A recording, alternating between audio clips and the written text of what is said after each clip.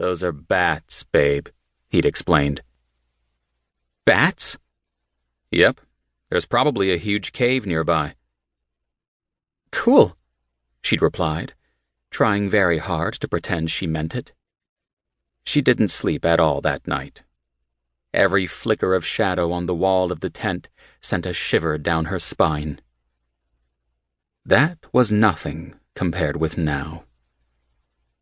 She reached the spot where Trevor should have been. It was a V formation of logs, and formed a natural barrier where even she'd feel somewhat comfortable. But he wasn't there. Maybe he took another way back? Her body was half-turned when she noticed the pale leather of his hiking boot. She knelt down and picked it up. It had been wedged under a root, as if he'd tripped and slid out of the shoe. Only he wasn't lying in front of it. He wasn't anywhere. "Trev?" she called out timidly. She was too afraid to raise her voice. The trees were growing darker, and the twilight fading. Kelsey decided to go back to the tent and tried to visualize Trevor waiting for her, smiling. She took the boot and headed back to the campsite. For a moment she panicked when the tent wasn't visible, but as she got closer she could make out the red fabric in the dim light. There was still no sign of her boyfriend. "Babe?" she called out. He'd pranked her once, and she'd denied him sex that night in retaliation. She was pretty sure he'd gotten the message, but hoped that this was just a relapse. Kelsey set the boot by the front of the tent and tried to decide if she should go inside and wait or try to make a fire. Make a fire, she decided.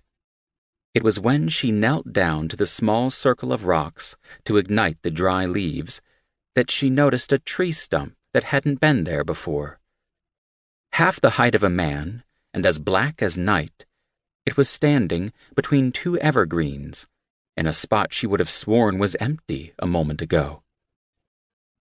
Her breath frozen in her lungs, she quickly looked to her left and then her right, to make certain that she wasn't mistaken.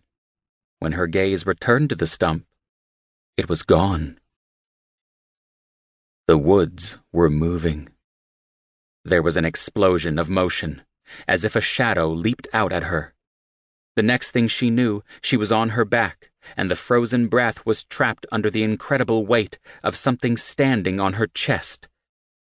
Her fingers felt thick, coarse hair, like on her mother's paintbrushes. The smell was coppery and rancid. She saw the flash of claws, but didn't understand what happened until seconds later, when she felt her warm blood drip down the cold flesh of her stomach.